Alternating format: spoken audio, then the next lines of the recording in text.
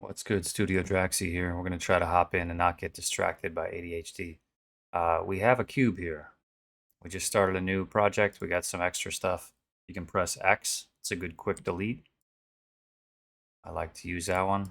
We click on this cube. Maybe we want to zoom in. We press period on the right side. Get a nice zoom on it.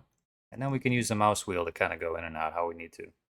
Middle mouse button down to rotate around the object. And then shift if we need to pan left and right. Kind of want to move around a bit. Maybe we get out a cue here and we say, oh, how do I get back? Period, recenter, and then rotate around with the middle mouse button. All right, once you get a little bit familiar with moving around the object, we're going to hop into edit mode. Hotkeys on your keyboard, 1, 2, and 3 correlate to these. You got vertice select, you got line select, and then you got plane select. So if you press 1, 2, and 3, it'll change between those. So if you're ever like in a hurry and you just want to like get in a habit of doing this stuff, and yeah, you can swap between just using those hotkeys. So once you get your square set up, you're happy with that, your view is good, Control R is going to be your loop cut. So right there, you see the little ring that goes around there. Sometimes if you're in the middle of building and maybe you like made another face somewhere, it might not register as a solid item. So the loop cut might not work in some scenarios, but it's a good tool for when you're starting out and you want to like do specific things like, I don't know, put a bunch of lines in there for some purpose. Like if you were building a house and you said, well, I know there's going to be a window, that's going to need 2 lines, one on each side of the window, maybe a second window, and then maybe a door, so 2 more. So then you say, okay, well, then we need 6 cuts in here. So that's a good idea for if you're doing a house. When you select it, you can move it back and forth, and then you can just select off with the right click. Or you can just press like 0 and that'll zero it out and then enter, whatever you want to do. But that's the main thing. So if I wanted to like do a house, same thing, I would do a loop cut up and down just to show a preview. And maybe we want, I suppose that's probably good just for a demonstration here. But let's say we were going to go and take out the window. We would go X for delete, go down to face, for delete down to face. And then maybe this one would be the door. We take out those two. When you tab back over to object mode, a little bit easier to see. But you can see like that would maybe give you the start for a house. And at least you have all the basic geometry in place. And then you could say, oh, these windows got to be way wider. And see, like I was saying before, where the loop cut doesn't work, sometimes the select doesn't work like that too. Even though this was all made from the same line. If I hit Alt and then I click on the line, it'll grab all the lines around like a, what would you say, like a ring around, basically. So if you have a window, it'll grab around this way. But if you have a line up here, it should grab this way. Kind of circles it. There's a couple different view things to get used to too up in the top here. There's like a toggle X-ray. You could see through items, which is kind of useful sometimes, but also it gets confusing when you're flipping between views. You have to find what you're comfortable with. Because like this is a pain to look at. It's just like, oh my gosh, lines everywhere. It gets confusing if you're not used to looking at it. I'm used to all this stuff, so like when I toggle into this, I'm like, oh yeah, like that's how my brain sees it anyways. But yeah. So anyways, that's just some stuff you can do to get set up with loop cuts. Let's go back to adding a cube here again. Thinking about doing a chair, something nice and basic that everybody could follow along with. Let's see, so chair is going to have 4 legs, right? Let's do another loop cut, Control R. We're going to scroll the mouse wheel up. I think you could also just type 2. That would work. And then enter. Now remember, you can move this back and forth on the next part, or you can just click off with the right click anywhere, and it'll just automatically go back to where the dead center was. I'm going to do the same thing this way. You just kind of hover the mouse somewhere in the middle. Scroll wheel up to 2. There we go. And then right click off. Good to go. And it'll give you like a little menu at the bottom. If you take your time and go through it, you can do settings down there too. Let's see. So we have this set up. We're going to need sort of a top section of the chair. We're going to click on this. Just for the tutorial, let's click off, put this right in the middle. And then while it's still selected, or if you don't select, you can hit Alt and grab around there again. Make sure everything's good to go, looks good. And now we're going to press G for grab. Now once we grab it, we're kind of like moving it back and forth. You can make it dance, that's kind of entertaining. To lock on the axis that we want, which is Z, to go up and down, you just press Z on the keyboard. Super easy. And then you bring this up to maybe where you think it should be. If we're doing a chair, we're going to need like just sort of a top area to sit on. So you can maybe do it like that. That's not too bad. And then just to do it nice and simple, there's probably like 100 different efficient ways to do it, but let's just go around the outside and get used to selecting. We press Shift while something else is selected to add another one. Another way to do this is to hold Control, and it'll select everything on the path closest to get there. So it'll just grab all the things in between. So if you had like 100 of these and you were like, oh man, I want to select them all, but I don't want to click through every one, you can hold Control. And if you need other stuff later, like, maybe I just want to select every other one, there's actually tools for that. So while it's selected, you could say check or deselect. And every other one gets deselected. And then you can actually change like the settings for this. And there's a whole bunch of stuff to get into for every single thing you do in here. But just for now, let's go holding down Shift. You got to let it go when you rotate around here. And then just when you select, you press it. And then we say, okay, those can probably be deleted. We delete faces when we do that. And then we can see we actually missed the ones in the middle here. So we're going to delete those. And it's okay. It's not fantastic, but it's a good start. We're going to practice doing some faces in the middle here. So if we rotate underneath, we can zoom in a little bit. You can use Shift to pan, once again, and middle mouse button to move around.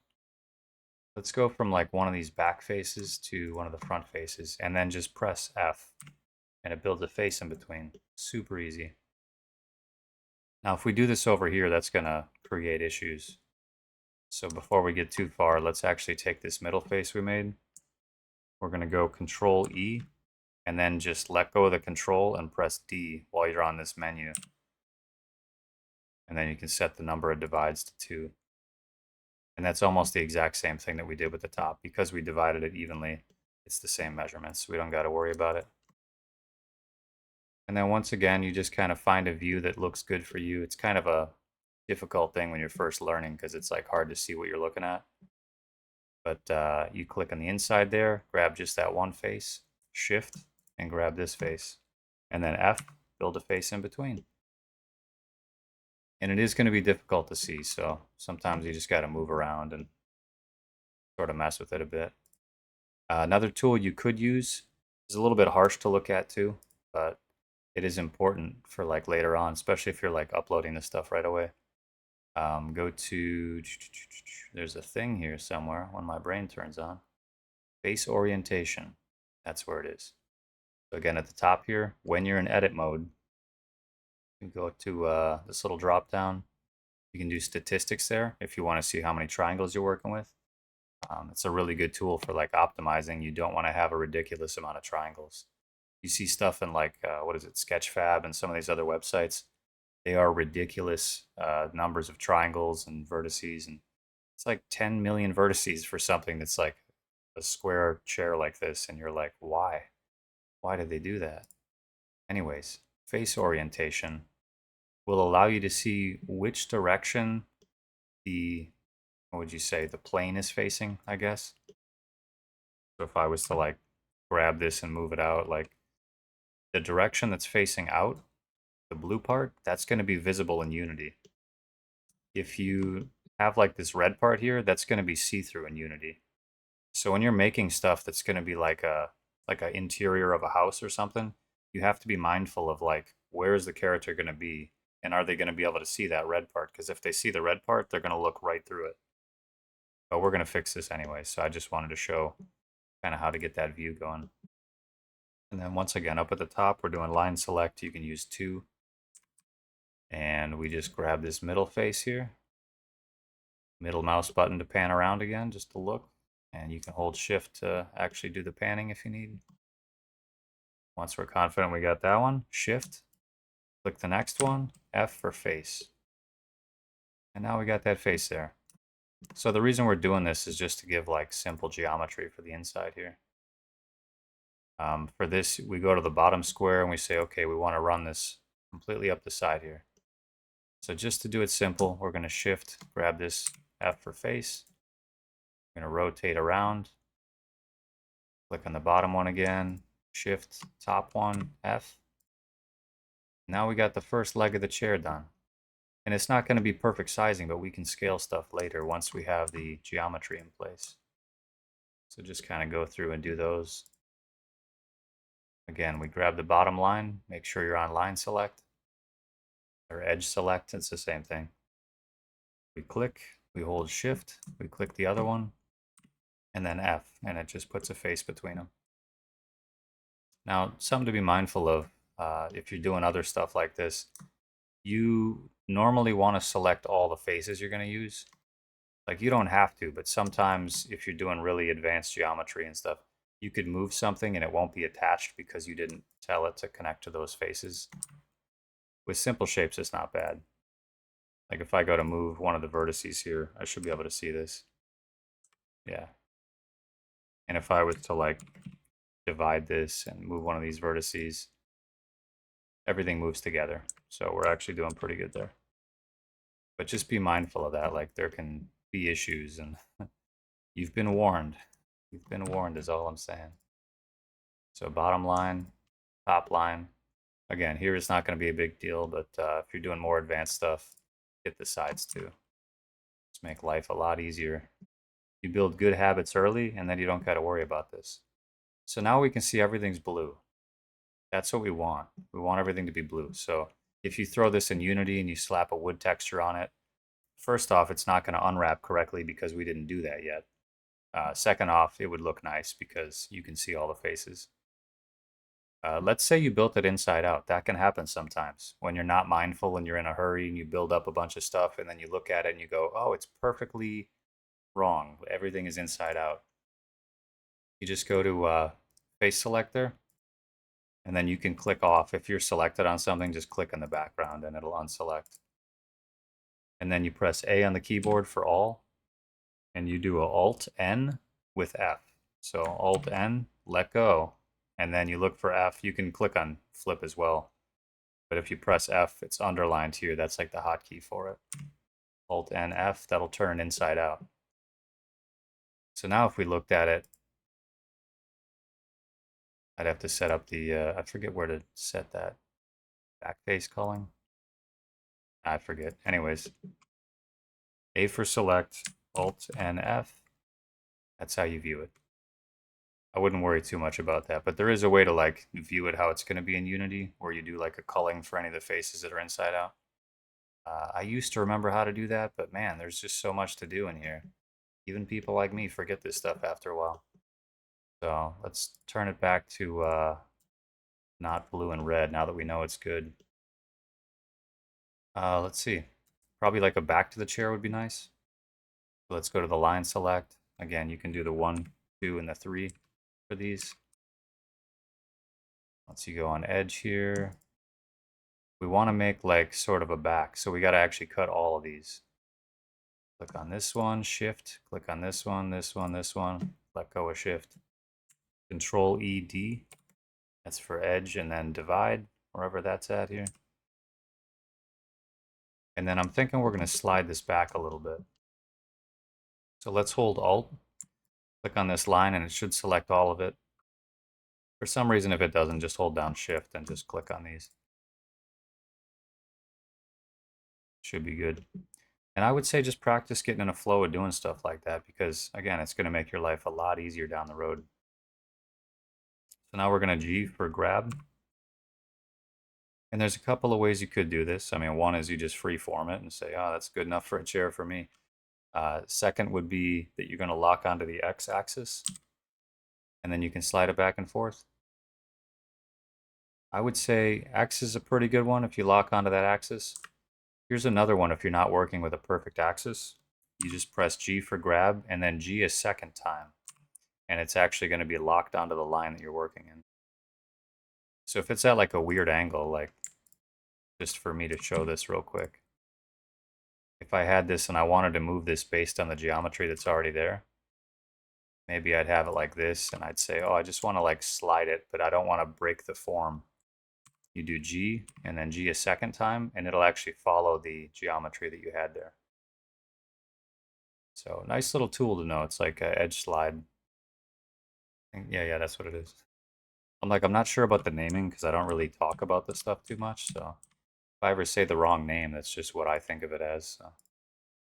Let's see, grab these ones, shift again. Now we're going to get into an extrusion. So for this one, we press E, extrude, and we can see that it's locked on the normal, which means the direction that the face is facing, direction that the plane is facing, however you want to say it. Again, that's going to be locked onto what direction the geometry was already. If we want to swap it over, we could say Z right there, and it just unlocked it. We hit it again, it goes to Z, and it says along global Z at the top there. So we could say maybe the back of the chair should be, I don't know, about this tall. It's decent. And we can see the chair legs are a little bit too big, but you know what? It's not too bad. So we're going to do some quick scaling to get this exactly where we need it. Let's grab the inside faces here, inside faces here. And then we're going to do a scale. And this time we're going to say we want to scale like pretty much just left and right. So we're going to use the y-axis. So scale on y. Everything should be set up to work for this. There's different types of scaling where you can base it on like the location of stuff, or you can say the location of the mouse cursor. You could say scale everything independently. There's like many different ways that you can change stuff later. So let's go, maybe we'll keep these a little bit wider this direction. Maybe there should be good. And then we'll do the other ones. Grab the face, more faces. And this time we're going to be using this pink axis. Might be different on yours. I customize all mine. So we got the x-axis here. Look in the top right. It should be facing the same direction. That's what you're doing. So we say scale, and then we say, okay, let's do x-axis. Now we can scale these like that. Kind of gives almost like a 1x3 type of look. You know, like they're actually like chair legs. It's a little bit cleaner. I think that's nice. So once we got that done, there's a couple of like shortcuts you can take for stuff. But I like to do everything manually, especially when teaching, because you kind of build those habits better. Rather than like, oh, here's a shortcut to get it done. You're like, oh, here's how I could actually do it if I don't have shortcuts available. And then sometimes you don't have it available and you're like, I'm so glad I know how to do this otherwise. So let's say we wanted to sand the edges a little bit. I'm just imagining it's a wooden chair. Just going to select everything. You can take your time doing it. Not a big deal. The chair's not going anywhere, right? A friend of mine was working on some trees, and I had some discussion points, and we were going to talk about it. And he's like, the trees aren't going anywhere. That was a recent discussion I had. And it's important. You have to understand that when you're building stuff, like this is a hobby. This is stress relief. This is meant to be something you chill out and do. And it makes it that much better. So you can take your time selecting all these faces. If you ever unselect and you go, ah, crap, I didn't want to unselect, Control Z will bring it all back. Very helpful. So then we just select all the edges at the bottom here. Get these ones selected as well. We got just a couple more. And then let's zoom out, pan around the edge of this, select these. I think we just about got all of them. But again, the chair's not going anywhere, so just take your time, make sure you got all the edges selected. It looks pretty good. These ones are like squares that are outlined. When everything is outlined, it'll highlight the middle one too, just saying that you selected that entire face. And it looks like we got everything that we need here. Just double checking. Yeah, it looks pretty good. Oh, there's one missing. Right there. Got away from me. Okay, so that looks pretty sweet. I'm pretty confident that that's all the edges that I care about. So we're going to do Control B for bevel, and you just move the mouse a little bit away, and it'll start to show that bevel. If you go too far, it's going to overlap, and it's going to get all crazy. You'll end up with these like weird shapes that don't make sense. There is a way to clamp it as well. You can use C. C will clamp, so you can't run over itself. But we don't even want to go that far. We just want to put like a real slight bevel on there. Now, before we even put the bevel on, I'm going to put it on and then I'm going to hit Control Z. One thing to be mindful of is the scaling. If you change the size of an object and you change it disproportionately, when you go to scale stuff and you go to bevel an edge, it'll bevel it uneven because it respects the scale that you changed. So if you stretch it really wide and then you go to set that up, when you bevel the edges, the wider parts will bevel different than the narrow parts. It's just something to be mindful of again. So if you ever have to, before you do any beveling or fancy stuff, before you even get started doing it, go back to here. Let me just start fresh here.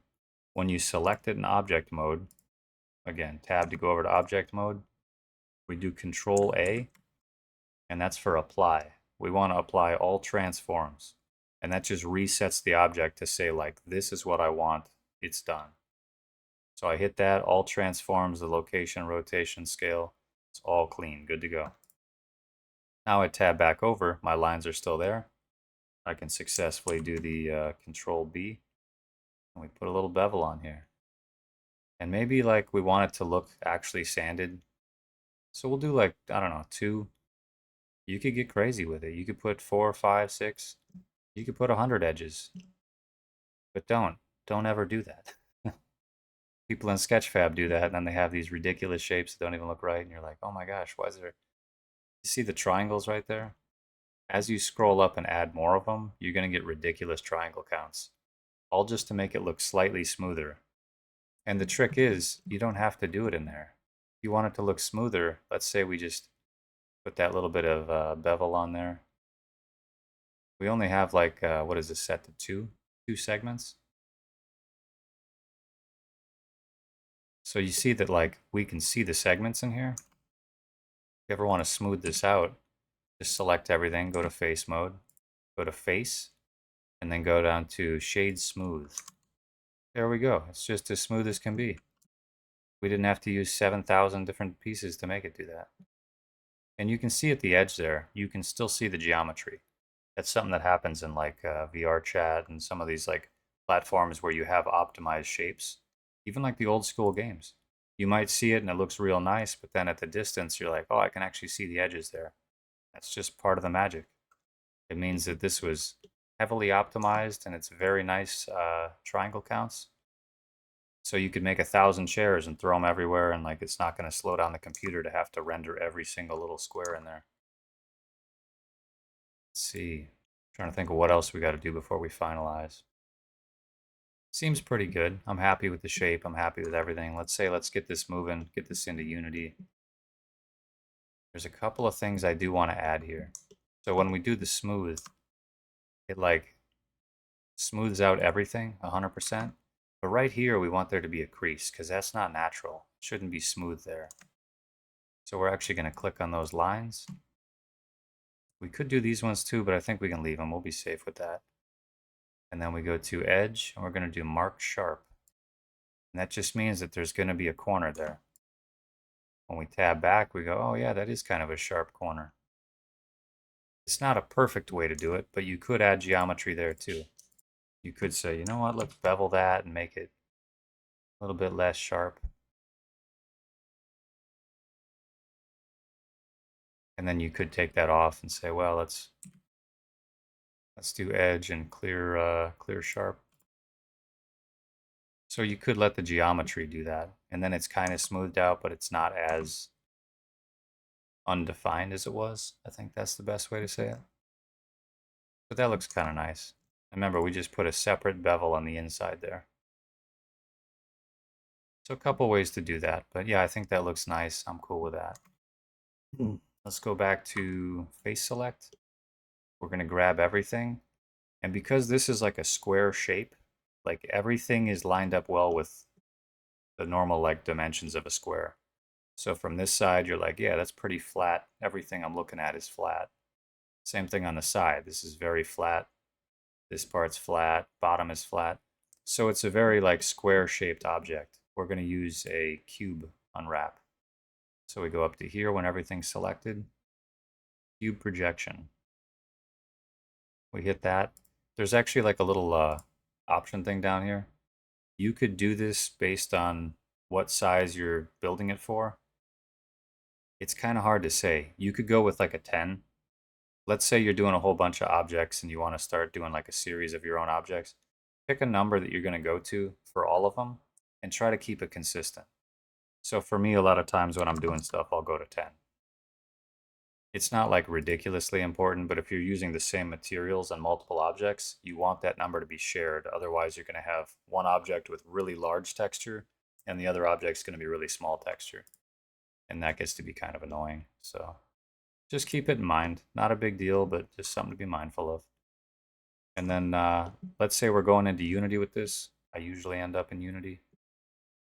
There's like some weird artifacting with this. And it's like, it's just not quite right. I'm like, I can see the square on the bottom there, but that should be all across. There's nothing different about it. So two things. One is I could actually extrude this up a little bit and sort of give it like extrude on Z. Just a little bit of depth. It's going to look kind of weird because we didn't line that off. And we could do the line tool, grab that, make this sharp. We'll do mark sharp here. And now it's almost got like, I don't know, sort of like a where the fabric would go type of look. Some of the older chairs are made like that, and it's not too bad. You don't have to do it, but it was just something to look at. But the main thing that I wanted to show, we Control Z, go back to before we did that. There we go. If you want to fix stuff like that, that artifacting, you want to convert everything to triangles. So again, when we're done with everything, we're ready to go. Hit A for selecting everything. And then we're going to go to face, and we're going to go to triangulate faces right here. I guess you can Control T as well, but once you hit that, it divides everything into triangles, so it's ready to render. That's the main point of that. And it gets rid of all that weird artifacting. So now the chair actually looks like a single plane across there. There's no like weird line where stuff was ending. You still have a little bit of the shadowing effects because it's just all together right now. Like there's no edges, there's no like seams for anything. But I think that's a lot better at least. And then let's say we wanted to put a texture on there. Honestly, it's ready to go because we did the unwrap already. You just throw it in Unity, slap a material on there, and whatever picture you put on the material will wrap around this just fine. You'll probably have some seam issues, which we can get into that later because that's a whole nother set of things to worry about. But as you can see here, if you were to put like a wooden picture in the background, it would just slap right onto the chair, just how it looks here. And if you were to select different pieces of the chair, you could see exactly what you're selecting on that picture map. So if you were like, oh, well, let me just see what the back of the chair looks like, you'll actually see it highlight over there exactly how it's going to be drawn on. So if there was like a wooden thing and maybe you had for some reason like a black border at the top, you would physically see that black border like going across that. It'd be right here, so you'd be just toward the top. And then it would loop, so at the bottom it would start over again. So this part that's sticking out of the square box here is actually going to be looping back to the bottom, which means right here would be the same as that. And there's a couple of ways to change that, but basically like if you wanted to do it, you A, highlight everything. Over here, same thing, A, and then you can use S to scale, and it's the same over here. You just scale it down, G to grab, and you don't have to worry about the axis because there's no depth in this window. So you can just kind of like size it up and be like, yeah, let's get that in the very middle of this, and then I know when I put the wooden texture on there, it's going to look good. So yeah, just some stuff to be mindful of, but we're pretty much good to go here. I'm just going to spend the next 5 years talking about random stuff that happens. We go to File, go down to Export, and you want to export as an FBX. That's not going to carry over any texture files that you have already set up in here.